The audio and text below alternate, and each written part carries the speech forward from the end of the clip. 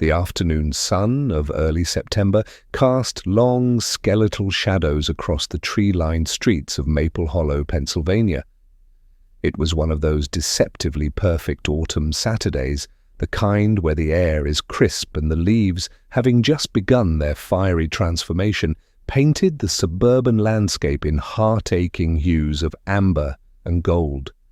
The town, a postcard of white picket fences and seasonal fairs, exuded a charm that had long ago curdled into something suffocating for Elaine Whitmore. Elaine sat in her living room, her gaze fixed on a pale rectangle on the wall where a family photo once hung.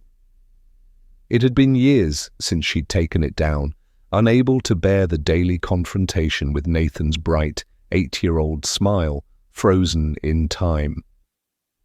The doorbell chimed, a sharp sound that sliced through the heavy silence. "Elaine, it's me," Donna's familiar voice called through the door. "Are you ready?" Elaine opened the door to her best friend, whose face was set with the same gentle determination she'd worn all week. Donna had been relentless, suggesting they attend the Lavender Grove Community Yard Sale in Ash Hollow, a neighboring community just 4 blocks away.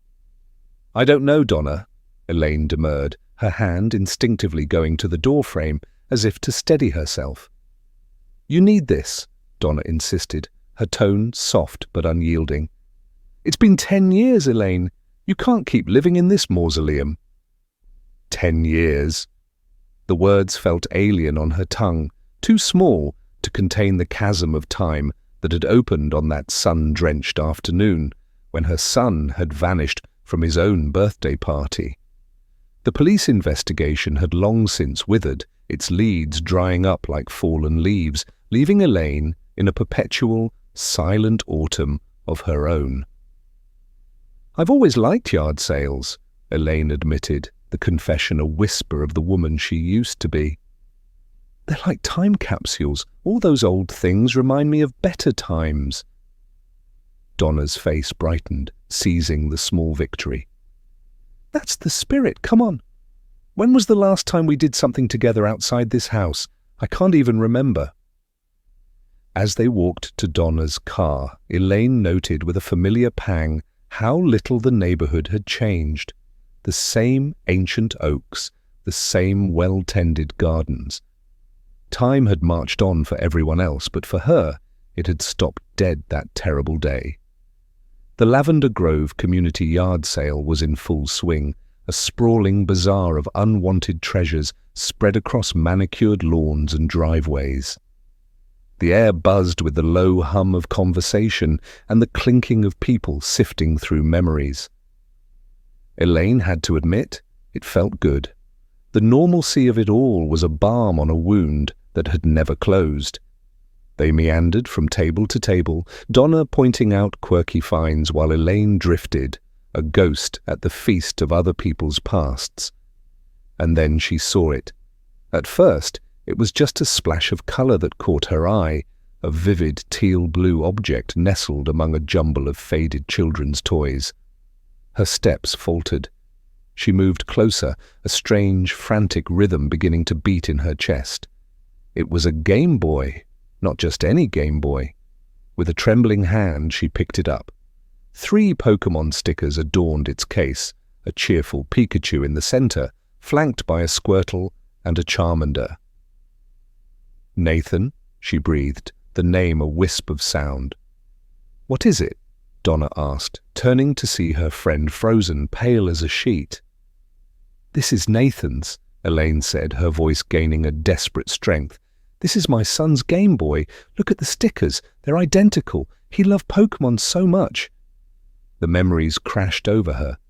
Nathan, a year before he disappeared, carefully placing those exact stickers, his little tongue poked out in concentration. He had carried the device everywhere, a teal-blue extension of his own small hand. "Are you sure, honey?" Donna asked gently. "Lots of kids had these." "I'm 100% sure," Elaine insisted, clutching the device as if it were a life raft. "No one else would have this exact pattern. It's his." "Can I help you, ladies?" An elderly man with a friendly, wrinkled smile approached them. The smile faltered as he took in Elaine's distressed expression. "Where did you get this?" Elaine's voice was a ragged whisper, shaking so badly she almost dropped the plastic shell. The man's hand shot out, catching it before it hit the table. "Whoa there! Are you all right?" "This is my son's," she repeated, her voice rising with a decade of pent-up anguish. "My missing son. Where is he? Where is my boy? Please, if you know anything, tell me so I can see him again." Her plea, raw and piercing, silenced the nearby chatter. Heads turned. A small crowd began to form. The man's friendly demeanor evaporated, replaced first by confusion, then by a flicker of fear. I don't know what you're talking about," he stammered, snatching the Game Boy from her and stuffing it into the pocket of his jacket. "No!" Elaine's suspicion flared into certainty at his furtive movement. "That's my son's. Why are you hiding it?" "Elaine, calm down," Donna pleaded, placing a steadying hand on her arm. But Elaine was beyond reason. The fragile dam holding back 10 years of grief and frustration had burst. The world tilted, and she crumpled to the ground. Gasps rippled through the onlookers. "I'm calling the cops," the elderly man announced, fumbling for his phone, his face a mask of indignation and alarm. Within 5 minutes, a police cruiser slid to a halt. A young officer stepped out, his gaze sweeping the scene.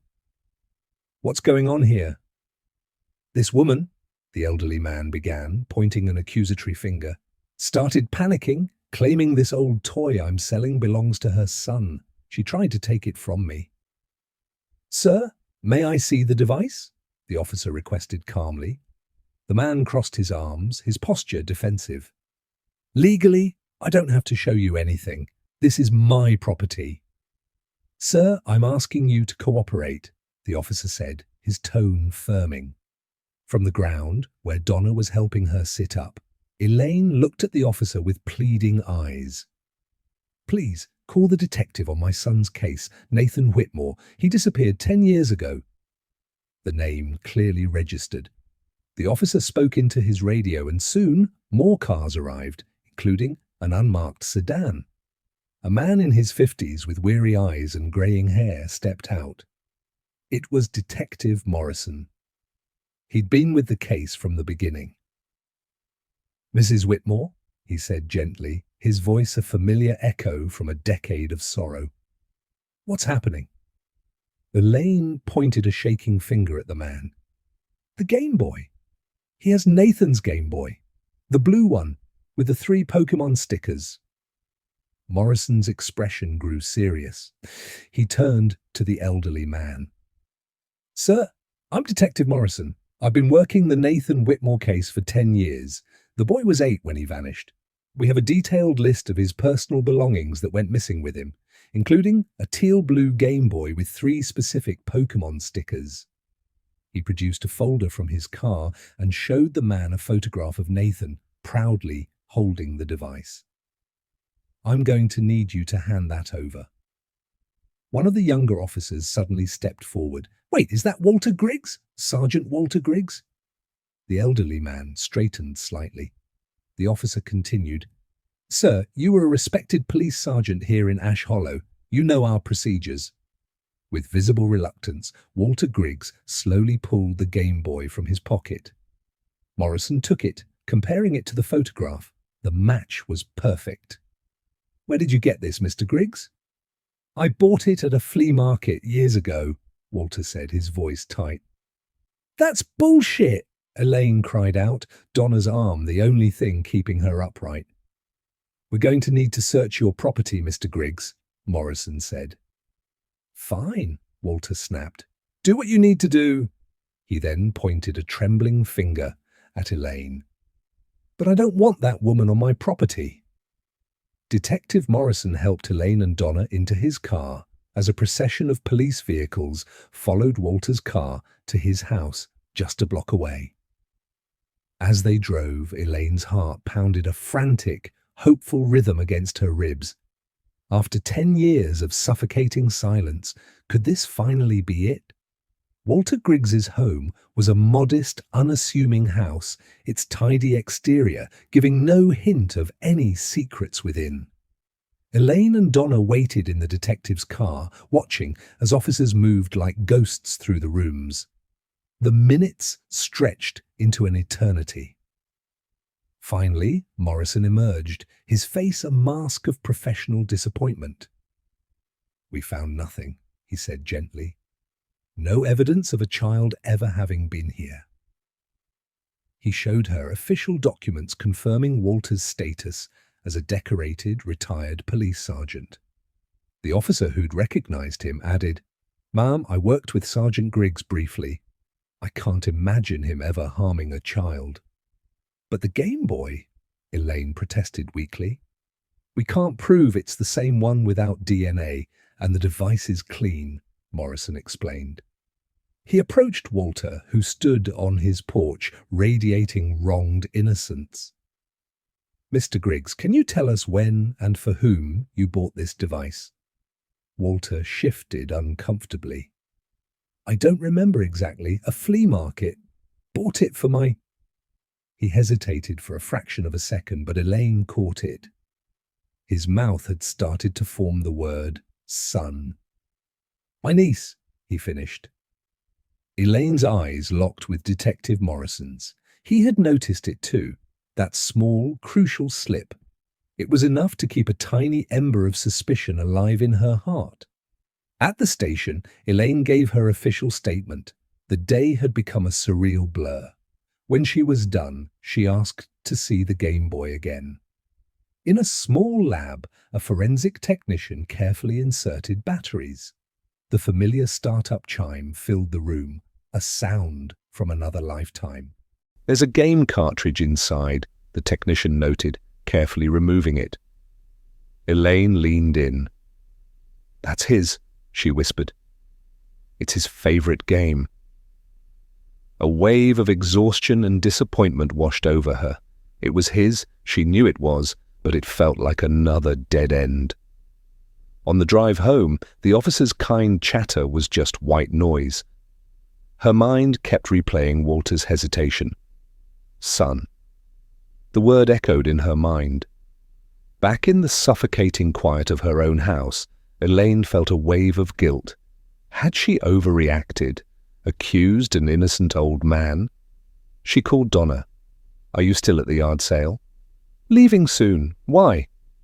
"I need to go back," Elaine said, the words surprising even herself. "I need to apologize to him." Donna, ever loyal, drove her back to Lavender Grove. The yard sale was winding down. They saw Walter at his car, aggressively loading boxes into his trunk. "What again?" he snapped as they approached. "I came to apologize," Elaine said, forcing the words out. "I reacted badly. I'm sorry." Walter's expression remained hard. "I've lived here peacefully for years. I don't need this kind of drama." He slammed his trunk and walked away. As Elaine and Donna returned to their car, another vehicle pulled up near Walter's, a quirky green Volkswagen New Beetle. A younger man, maybe in his late 20s, got out. They watched as Walter returned and roughly shoved a heavy, open-topped box at him. Several children's toys and game cards spilled onto the ground. Donna cracked her window and fragments of an angry conversation drifted over. "Don't care." Walter's voice was sharp. "Not mine. Sake of your mother, then leave." The younger man, looking agitated, gathered the fallen items, threw the box in his car, and sped away. "What was that about?" Elaine whispered. "A box of children's toys. The mention of mother. Maybe that's his son." And if the toys were his, Elaine's mind raced, then the Game Boy was probably his too. She turned to Donna, her eyes wide with a new, desperate idea. "Follow him." "Elaine, I don't like to stalk people," Donna protested, but seeing the look on her friend's face, she sighed and started the car. They caught up to the distinctive green car easily. It led them to a commercial area, on the outskirts of town and pulled into the lot of a spooky-themed novelty store, Dark Delights Party Emporium. Donna missed the turn. By the time she circled back, the man was already exiting the store with large bags, and he reversed out of his spot so recklessly he nearly hit them. They resumed the chase, but a freight train, long and slow, blocked their path at a railroad crossing. By the time the gates lifted, the green Volkswagen was gone. "We've lost him," Elaine said, her shoulders slumping in defeat. They turned back. As they passed the novelty store again, Elaine had an impulse. "Let's go in." The store was a cavern of Halloween horror, stocked with latex masks and bottles of fake blood. Donna, ever practical, decided to buy a witch costume for her niece. At the counter, a sullen young clerk was nowhere to be found. "I'll go get him," Donna sighed, heading for the door where the clerk was smoking outside. The costume she'd placed on the counter slipped and fell behind it. Elaine, ever polite, leaned over to retrieve it. Her eyes fell on an active laptop screen. As her hand brushed the keyboard retrieving the costume, a video file began to play. It was a grainy, shaky clip of someone walking through woods at night. A face suddenly appeared, close to the camera. It was him, the man from the yard sale, Walter's son. The clerk rushed back in, annoyed. "What were you doing?" he demanded. "Who was that man who was just in here?" Elaine asked, her heart hammering. "Did you do anything to my laptop?" he snapped, his hand darting to the mouse. He fumbled, accidentally minimizing the video window and revealing what was behind it, a Yahoo Messenger chat. The group title read Scary Fun Party, and there, in the chat log, surrounded by emoticons, was a name that made the air leave Elaine's lungs. Nathan. "You were snooping," the clerk accused, slamming the laptop shut. "My missing son's name is Nathan," Elaine cried. "Why is that name there?" The clerk, whose name was Tony, paled. Cornered by Donna's threat of calling the police and jeopardizing his probation for a past shoplifting charge, he confessed. The man's name was Derek. The chat was a plan for a scary party he was hosting that night at an old family property. He even gave them the address. Elaine was already dialing 911. The police arrived in a storm of sirens. Detective Morrison listened intently to Elaine's story, his expression grim. They learned the address was an abandoned vacation cottage belonging to Walter Griggs. Elaine and Donna rode with the detective, their destination a dark, narrow dirt road on the edge of town. The cottage was a dark, skeletal shape against the twilight sky. Derek's green Volkswagen was parked outside. As officers surrounded the house, Elaine heard it, faint, strange sounds coming from the woods behind the property. Music, laughter, and something that sounded like screams. The police burst into the woods. The music stopped. There were shouts, cries of genuine fear, and then the crackle of police radios calling for backup and medical units. Soon, the officers emerged, leading 5 men out of the trees. They were dressed in elaborate, terrifyingly realistic zombie costumes. Among them was Derek. His eyes found Elaine's, and they burned with rage. "You ruined everything," he spat. "I'm Nathan's mother," she said, her voice shaking. An officer approached her, his face urgent. "Ma'am, we found a young man in the woods. He says his name is Nathan. He's extremely distressed. We need your help." Elaine's world spun. Donna caught her arm. "Go," she said. "Go get your son." She followed the officer into the trees. There, illuminated by the cold, harsh light of police flashlights, a young man was crouched by a fire pit, rocking back and forth. "You're all zombies," he whimpered, his voice thick with terror. "You're going to kill me? I should have stayed down there." His jeans were dark with a stain of pure, helpless panic. Elaine moved forward, her heart breaking. She crouched beside him, her hand gently touching his shoulder. "Nathan," she said softly, "Mum's here. I'm your real mother, and I'm alive." Slowly, he lifted his head. His face was streaked with dirt and tears. He was 18 now, no longer the little boy she remembered, but it was him. The shape of his eyes, the curve of his nose. It was her Nathan. At the hospital, the story finally came together. Derek, Walter's deeply disturbed son, had confessed everything. Obsessed with the idea that Nathan was his little brother from a past life, he had lured him away from the birthday party 10 years ago. He'd kept him in a sealed basement, feeding him a twisted narrative that the world had ended in a zombie apocalypse, and that he, Derek, was his sole protector. The parties were elaborate hoaxes, staged with his friends and hallucinogenic drugs, designed to terrify Nathan back into submission whenever he expressed a desire to see the outside world. Walter Griggs, broken and haggard, confessed his part. He had suspected his son was disturbed, but had lived in willful denial, never imagining the depths of his depravity. The Game Boy had been in a box of Derek's old things he'd been trying to clear out. Later, in a quiet, sterile hospital room, Elaine sat by her son's bed. The drugs were wearing off, but the terror remained etched on his face. You said you're my mother?" he asked, his voice fragile. "Yes, sweetheart," she said, tears streaming down her face. "I'm your mum." "I barely remember," he whispered. "But I remember your voice. You used to sing to me." "I sang you lullabies every night," she sobbed, taking his hand. "But the zombies—" "Oh, honey," she said, her voice thick with love and sorrow. "There are no zombies. The world didn't end. I've been looking for you every single day for 10 years. You're safe now. You're home." He squeezed her hand, a flicker of trust in his terrified eyes. The road ahead would be long, a slow, painful journey out of a decade-long nightmare. But as she held her son's hand for the first time in 10 years, Elaine knew they would walk it together. Her relentless love had pierced the darkness and brought her baby back.